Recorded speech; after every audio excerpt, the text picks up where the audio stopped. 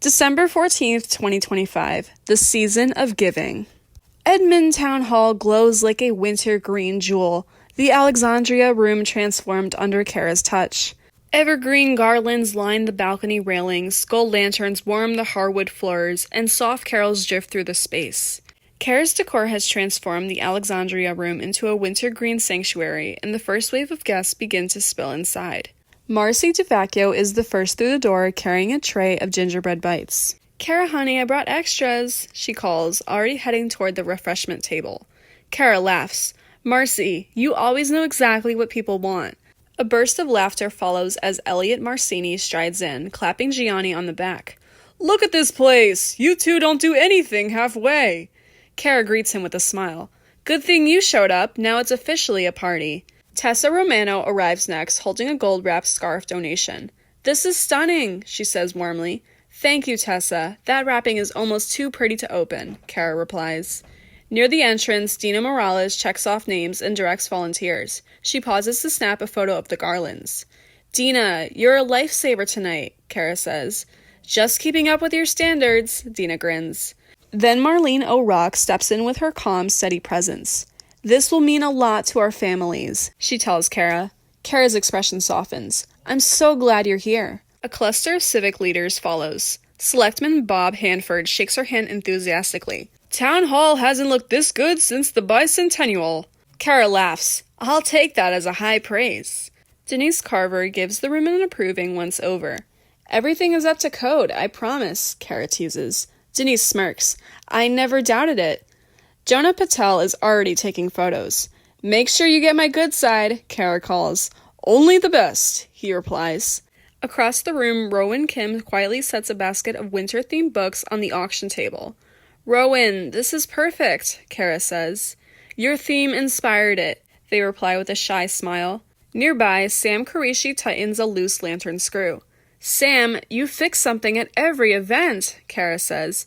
"Someone's got to keep this place standing," he jokes. Sponsor reps Harold Whitcomb and Brianna Lake arrive next. "Harold, thank you for being here," Cara says. "The honor is ours," he replies. Brianna lifts her phone.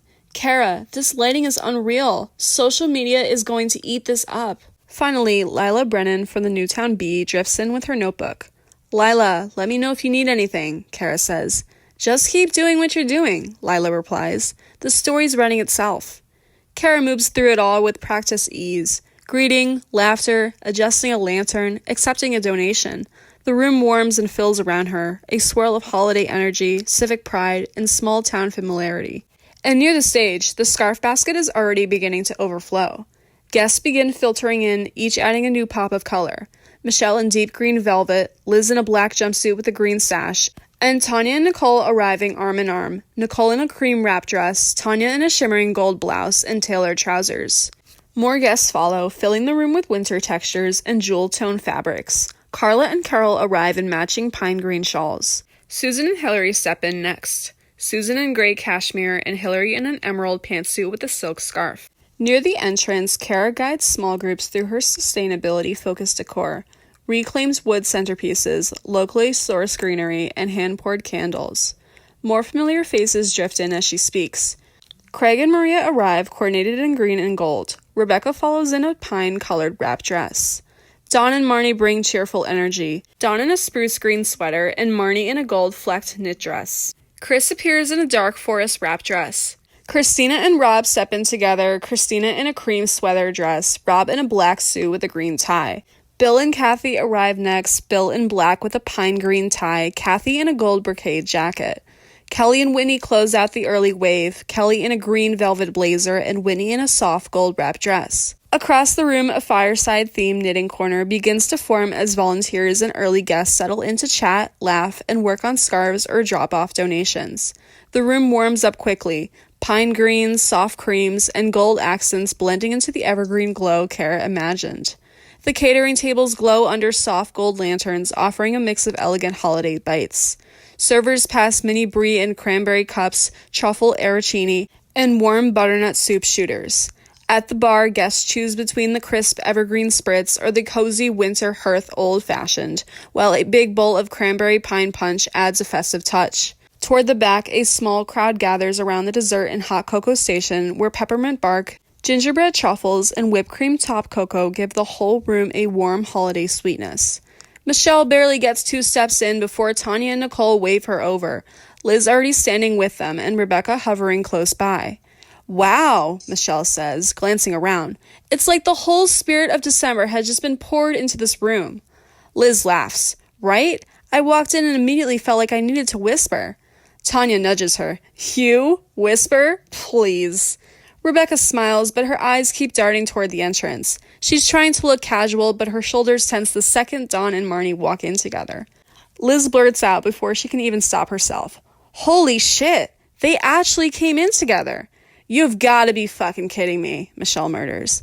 Well, damn! Look who decided to make an entrance! Tanya throws her hands up, half laughing, half shocked, like she can't believe they actually went public in this way. Rebecca inhales sharply and fixes her eyes on the centerpiece like it's suddenly fascinating. I'm fine. I'm totally fine. I didn't think they'd walk in the exact same time I did. Michelle touches her arm. Do you want to move?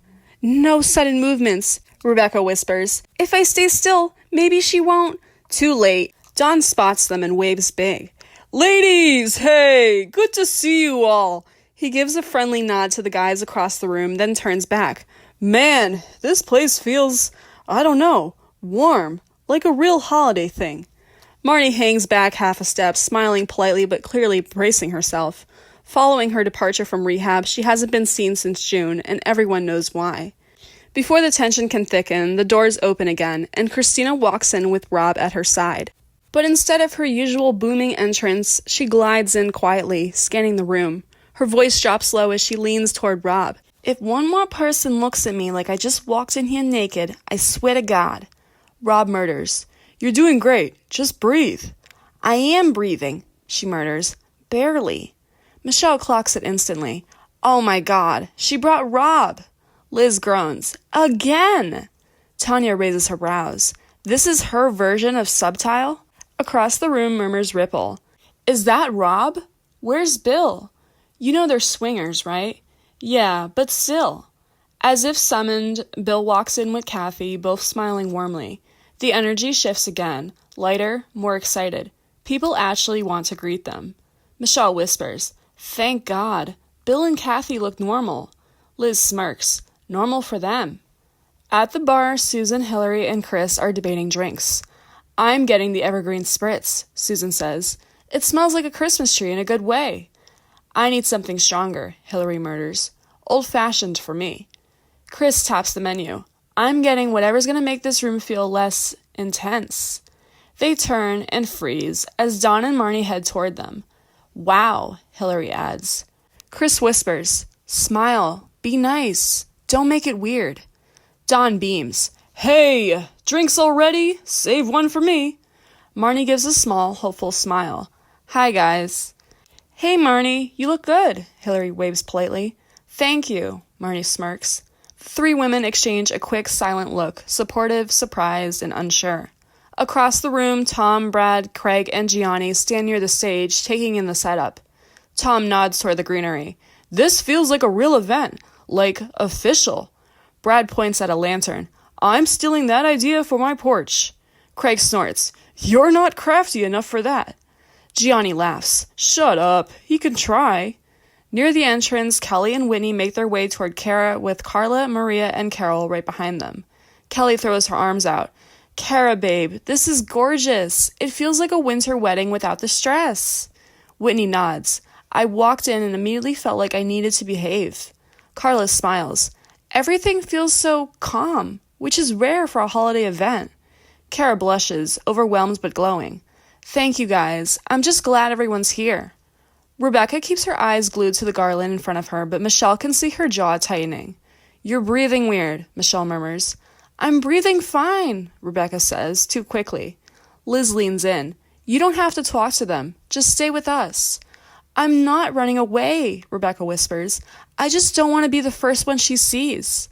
Marnie's face softens, hopeful, nervous, almost apologetic, and she starts drifting toward the group with Don beside her.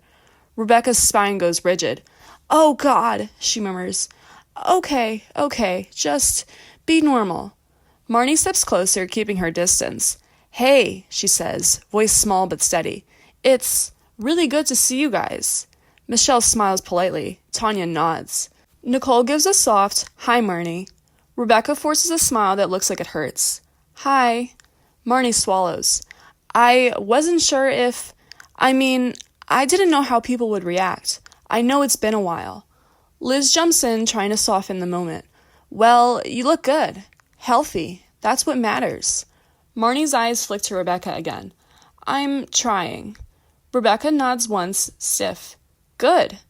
Marnie opens her mouth, maybe to apologize, maybe to explain, but before she can, a loud voice cuts across the room. Christina. She's standing near the bar, one hand on her hip, glaring at a pair of women whispering too obviously. If you two are gonna stare at me, at least buy me a drink, she snaps, Queen's accent slicing through the air. Jesus Christ, I walked in here with a man, not a fucking felony. The room freezes for half a second. Rob murmurs, Babe. She waves him off. No, seriously, I'm being nice tonight. Don't push me. Cara, across the room, closes her eyes for a beat like she's praying for strength. Michelle whispers, Well, there's confrontation number 1. Liz murders. Honestly, I thought it'd be Rebecca and Marnie. Rebecca's eyes flick toward Christina. Oh, trust me, that's still on the table. Marnie winces. I didn't want tonight to be weird.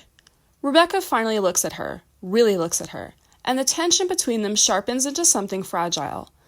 It was always going to be weird, she says quietly. But you're here. That's something. Marnie's eyes shine just a little. Yeah, I guess it is. Before anything else can be said, Christina's voice rings out again, louder this time. And if anybody's got a problem with me bringing Rob, take a number and get in line behind my husband, 'cause he don't give a shit either. Rob puts a hand over his face. Bill, across the room with Kathy, sighs deeply. Oh boy. Kathy pats his arm. Let her get it out. Christina rolls her shoulders like she's shaking off the stairs, then heads straight for the bar with Rob trailing behind her. Let me get something strong, she tells the bartender, leaning her elbows on the counter. And don't give me that light hand bullshit. I can taste when you're being cheap. Rob murmurs something about pacing herself, and she waves him off without looking. I'll pace myself when I'm dead. Across the room, Rebecca is still standing stiffly with Michelle, Liz, Tanya, and Nicole. Marnie hasn't moved far. She's hovering close enough to show that she's trying, but not close enough to push. Don is chatting with Tom and Brad now, grateful for neutral ground. Michelle gently nudges Rebecca's arm. You okay? I'm fine, Rebecca says, though her voice is tight. I just didn't expect to see her so soon. Liz glances toward Marnie. She looks nervous. She should be, Rebecca says, then immediately softens. I don't mean that. I don't know what to say to her. Nicole tilts her head. You don't have to say anything yet. Just breathe. Rebecca nods, eyes flicking away again. Near the stage, Gionni is showing Craig and Tom the lighting setup, proud but not trying to look like it.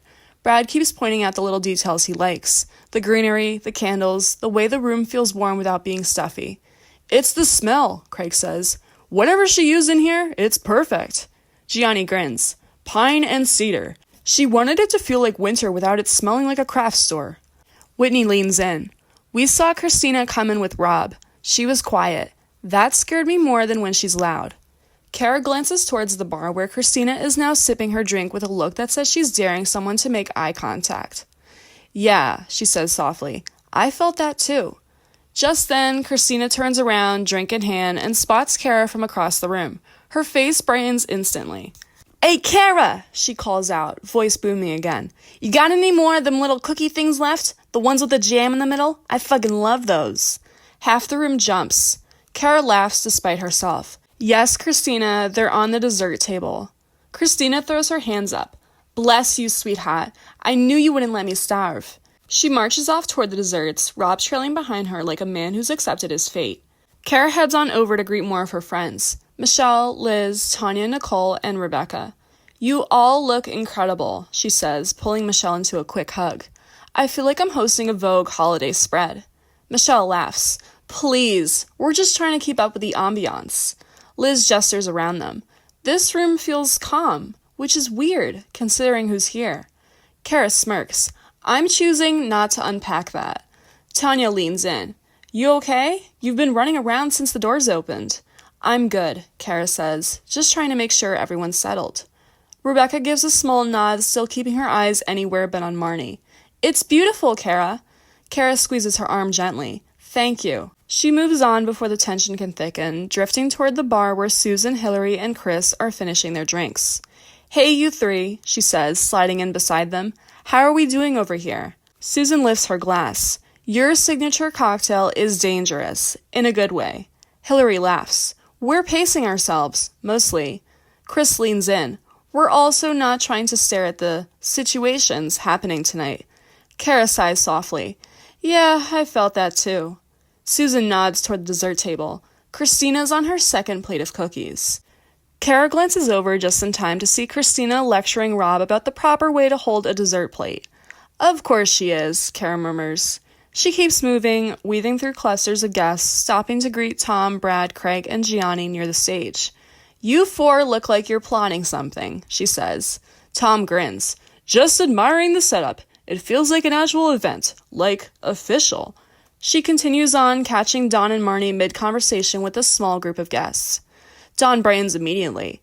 Cara, this is amazing! Seriously, it feels like a real holiday thing. Cara smiles warmly. I'm glad you're here. Nice to see you, Marnie. Marnie gives a small, grateful nod. Thanks for inviting us. Of course, Cara says. Make sure you get something to eat. The soup shooters go fast. She moves on before the air can get too heavy, drifting toward the dessert table where Christina is now holding court. Christina is halfway through her second plate of cookies when she spots Bill and Kathy across the room. She freezes mid-bite, eyes narrowing just a little, not angry, just calculating. Rob shifts beside her like he can feel the temperature change. Christina exhales sharply through her nose. All right, she murmurs, straightening her sweater dress. Let's get this over with. Rob murmurs. Do you want me to come with you? She gives him a look. Rob, babe, if you don't come with me, I'm gonna look like I'm sneaking around. And I ain't sneaking around. I'm strutting. She marches across the room, hips swaying with purpose, the crowd parting just enough to let her through. Bill notices her first. His eyebrows lift, not surprised, not upset, just bracing. Hey, honey, he says, warm but cautious. You made it. Christina plants a hand on her hip. Of course I made it. What, you think I'm gonna miss a party with free food? Please. Kathy smiles politely. Hi, Christina. Hey, Kath, Christina says, giving her a once-over. You look cute. Very shiny. Kathy laughs. Thank you. You look great, too. Christina waves her off. Yeah, I know. I'm fabulous. Bill glances at Rob. Hey, man. Rob gives a small nod. Hey. So, she says, tilting her head. We all gonna pretend people ain't whispering about us, or are we gonna be adults about it? Bill sighs. Christina? No, I'm serious, she says, voice dropping but still sharp. I walk in with Rob, people act like I brought a damn circus animal. You walk in with Kathy, everybody's like, oh my god, look how cute they are.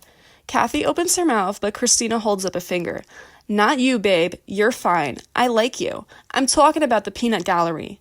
Bill rubs the back of his neck. People are just adjusting. Adjusting? Christina scoffs.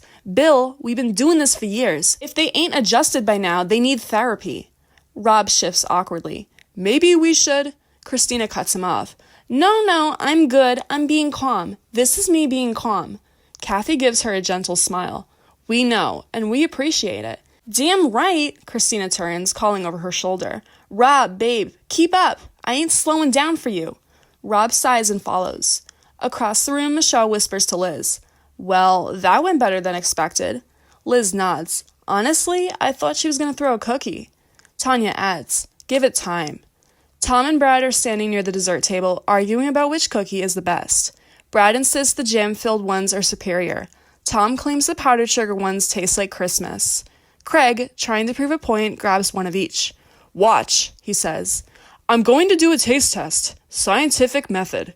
He bites the jam cookie first, nods, then the powdered sugar one, and that's when it happens. He inhales at the wrong moment, a full, dramatic inhale, and then the powdered sugar goes straight down the wrong pipe. Craig coughs, hard. A cloud of powdered sugar explodes out of his mouth like a busted fire extinguisher. It drifts through the air in a slow, majestic puff, directly onto the nearest group of people, which happens to be Susan, Hillary, Chris, and the journalist. All four freeze as fine white dust settles over their hair, shoulders, and drinks. Susan blinks. Did it snow? Hillary looks down at her dress. Oh my God. Cris wipes her face with the back of her hand. Craig, I swear to God. The journalist just stares at her notebook, now covered in sugar, and mutters, This town. Craig is still coughing, eyes watering. I wasn't. Brad burst out laughing. Dude, you look like you tried to snort a bakery. Tom tries to help by patting Craig's back, but he hits too hard and sends another tiny puff of sugar into the air. Across the room, Christina sees the cloud and yells, Who's doing blow at a charity event? Half the room jumps. Cara whips around, eyes wide. Christina, it's powdered sugar. Christina squints. Oh, carry on. The journalist, still dusted like a Christmas cookie, sighs and brushes off her notebook. I'm going to stand somewhere else. Susan tries to help clean her up. It's festive. You look like a snow angel. I look like a powdered donut, the journalist says flatly. Cris points at Craig. You owe me a drink and dry cleaning. Craig nods vigorously, still coughing. Yeah, absolutely. Cara rushes over, trying not to laugh. Is everyone okay? Hillary lifts her cocktail. My drink is ruined. Cara takes it gently. I'll get you a new one. Behind her, Christina calls out, Cara, babe, you better hurry up with that speech before somebody else gets assaulted by baked goods. Cara pinches the bridge of her nose, fighting a smile.